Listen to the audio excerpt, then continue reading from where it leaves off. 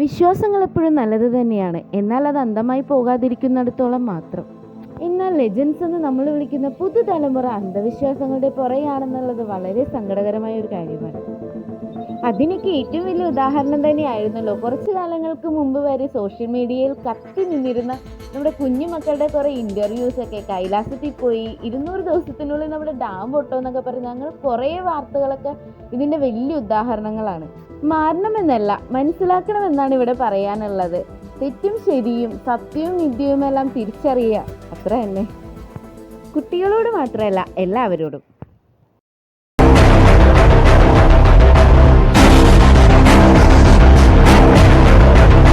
രാവിലെ 10 മണിക്കാണ് പാലക്കാട് നെന്മാറയിൽ കൊലക്കേസ് പ്രതി പോത്തുണ്ടി സ്വദേശികളായ മീനാക്ഷി, മകൻ സുധാകരൻ എന്നിവരെ വെട്ടിക്കൊലപ്പെടുത്തിയത്. വീട്ടിൽ നിന്നും ഇരുചക്രവാഹനത്തിൽ ഇറങ്ങിയ സുധാകരനെ പ്രതി ചെന്താമര വാഹനം തടഞ്ഞു നിർത്തി വെട്ടിവീഴ്ത്തുകയായിരുന്നു. ശബ്ദം കേട്ട് ഓടിയെത്തിയ സുധാകരന്റെ അമ്മ ലക്ഷ്മി നിലവിളിച്ചതോടെ അമ്മയെയും വെട്ടി. സുധാകരൻ സംഭവസ്ഥലത്ത് തന്നെ മരിച്ചു.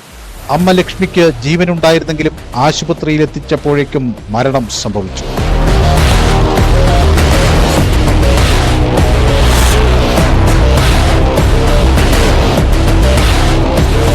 5 വർഷം മുമ്പേയുള്ള വൈരാഗ്യമാണ് നാടിനെ നടുക്കിയ ഇരട്ടക്കൊലപാതകത്തിലേക്ക് നയിച്ചത്.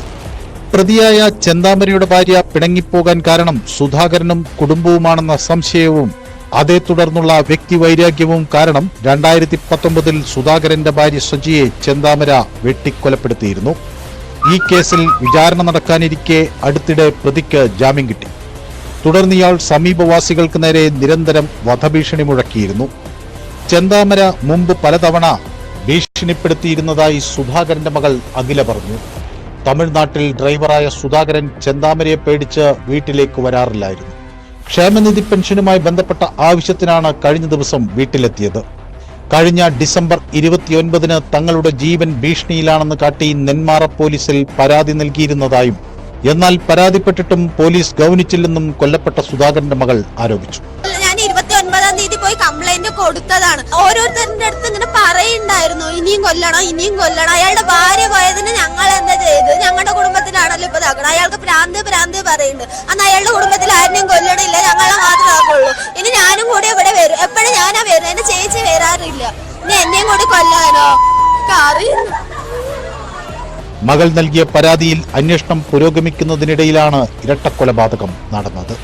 ചെന്താമരയോട് നെന്മാറ സ്റ്റേഷൻ പരിധിയിലേക്ക് വരരുതെന്ന് പോലീസ് താക്കീത് നൽകിയിരുന്നു. ഈ താക്കീത് ലംഘിച്ചാണ് പ്രതി ഇവിടെ എത്തിയത് എന്ന് അന്വേഷണ ഉദ്യോഗസ്ഥൻ വ്യക്തമാക്കി.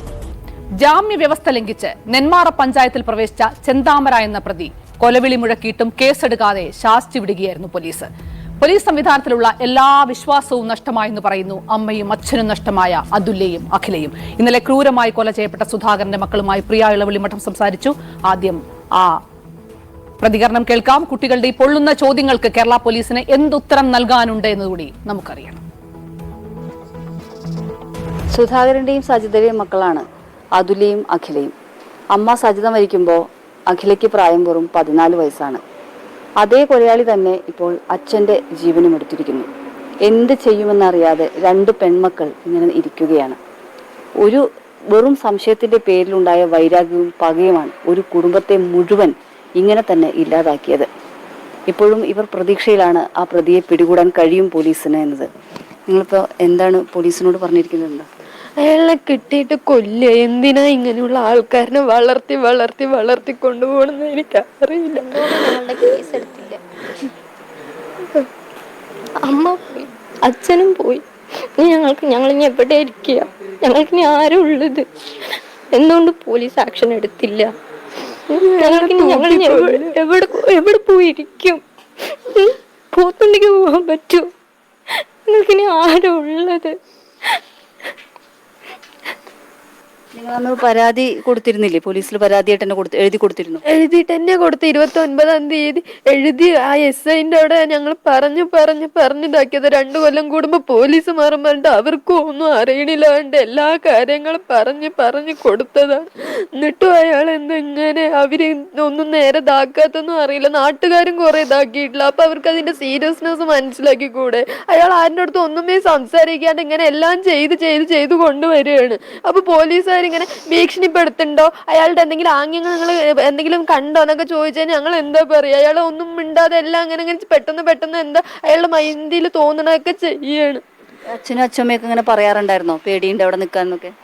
അച്ഛമ്മയ്ക്ക് പേടിയുണ്ടായിരുന്നു. പിന്നെ അച്ഛൻ ലോറി ഡ്രൈവർ ആയതുകൊണ്ട് അച്ഛൻ ഇങ്ങനെ എന്തെങ്കിലും ഞായറാഴ്ച വരും തിങ്കളാഴ്ച പോകും അങ്ങനെയുള്ളത് കൊണ്ട് അത്ര ഇതില്ല. ഇനി എന്തിനാ മകളെ, കുഴപ്പമില്ല അച്ഛൻ, ഞാൻ ചോദിച്ചതാണ് അച്ഛൻ്റെ അടുത്ത്, അച്ഛൻ പേടിയുണ്ടോ ചോദിച്ചപ്പോൾ ഇല്ല എന്തിനാ കുഴപ്പമില്ല ഇത്രയും വയസ്സായില്ലേ എന്നൊക്കെ പറഞ്ഞതാണ്. ഞങ്ങൾക്ക് ആകെ അച്ഛൻ മാത്രമേ ഉണ്ടായിരുന്നുള്ളൂ, അച്ഛനും പോയി, ഇനി ഞങ്ങൾക്ക് ആരും ഉള്ളത്. എന്തത്ര പക ഉണ്ടാവാൻ കാര്യം? അത് അയാൾക്ക് തന്നെ അറിയുള്ളൂ. ഇപ്പൊ അച്ഛൻ എന്ത് ചെയ്തെന്നേ അറിയില്ല. അമ്മ എന്ന് പറഞ്ഞ അവര് പഞ്ചായത്ത് പണിയിൽ അമ്മയും പോയിട്ടുണ്ടായിരുന്നു, അവര് അതിൽ ADS ഒക്കെ ആയിരുന്നു. അപ്പൊ അതിന്റെ രീതിയിൽ ആ പഞ്ചായത്ത് പണിക്ക് പോകുമ്പോ സംസാരിക്കാന്നല്ലാണ്ട് വീട്ടിലൊന്നും അവരുമായിട്ട് അങ്ങോട്ട് പോവേ അവരിങ്ങോട്ട് വരിക ഒന്നുമേ ഉണ്ടായിരുന്നില്ല. എന്താ ഇത്ര പകാന്ന് എനിക്കും അറിയില്ല. അത് അയാളുടെ അടുത്ത് തന്നെ ചോദിക്കണം. പോലീസിൽ ഇപ്പൊ പ്രതീക്ഷയുണ്ടോ?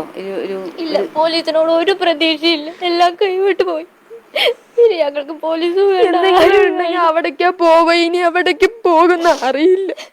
മോൾ അങ്ങോട്ട് പോവാറില്ല അല്ലെ? പോത്തുണ്ടിക്ക് പോവാറില്ല? അച്ഛൻ വരുമ്പോഴൊക്കെ അച്ഛൻ്റെ കൂടെ പോണത്, അയാൾ ഉള്ളത് കൊണ്ട് അത് പേടിച്ചിട്ടാണ് ഞാൻ ഈ ഞായറാഴ്ച പോവാതിരുന്നത്. പോയിട്ടെങ്കിലും ഞാനും ഇപ്പൊ അവിടെ കിടക്കണ്ടായിരുന്നു.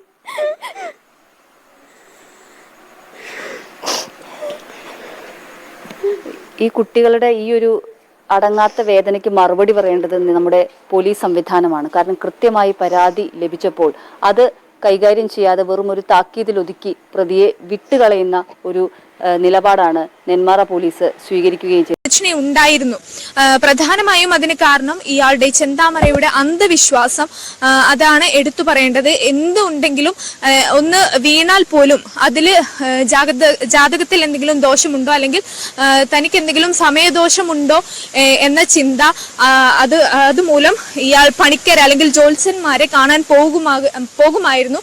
ഈ മലമുകളിൽ ഏതോ ആദിവാസി വിഭാഗത്തിന്റെ ഇത്തരത്തിൽ എന്തോ വിശ്വാസപരമായിട്ടുള്ള കാര്യമുണ്ടായിരുന്നു. അവിടെ അടക്കം പോയി ഇങ്ങനെ നോക്കുമായിരുന്നു, ജ്യോതിഷം നോക്കുമായിരുന്നു. അതിന്റെ അടിസ്ഥാനത്തിലാണ് ഭാര്യ പിണങ്ങി പോവാൻ കാരണം ഈ ഒരു നീളമുള്ള മുടിയുള്ള സ്ത്രീയാണ് അറിഞ്ഞതിന്റെ അടിസ്ഥാനത്തിലാണ് ഈ സുധാകരന്റെ ഭാര്യ സജിതയെ 2019 ഇയാൾ കൊലപ്പെടുത്തുന്നത്. അത് അതിക്രൂരമായ ഒരു കൊലപാതകമായിരുന്നു. കഴുത്തറുത്ത നിലയിൽ അങ്ങനെയാണ് അന്ന് ആ കൊലപാതകം നടത്തിയത്. അതിനുശേഷം ആ പക പിന്നീടും തീർന്നിട്ടുണ്ടായിരുന്നില്ല. ഇയാൾ ഈ സമീപവാസികളോട് ഉൾപ്പെടെ ഒരു തരത്തിലുള്ള ബന്ധവും ഒന്നും ഉണ്ടായിരുന്നില്ല. കാരണം ഈ കൊലപാതകത്തിന് മുൻപും ഈ പ്രതിയുടെ സ്വഭാവം ഇങ്ങനെ തന്നെയായിരുന്നു. നിരന്തരം ഭാര്യയെ സംശയം, അതിന്റെ പേരിൽ വഴക്ക്, മറ്റ് കുടുംബാംഗങ്ങളെ, നാട്ടുകാരെ എല്ലാവരെയും ഇത്തരത്തിൽ ഉപദ്രവിക്കുന്ന അല്ലെങ്കിൽ ഭീഷണിപ്പെടുത്തുന്ന തരത്തിലുള്ള ഒരു സ്വഭാവമായിരുന്നു. അതുകൊണ്ട് തന്നെ പ്രത്യേകിച്ച് പ്രദേശവാസികളോ ആരും തന്നെ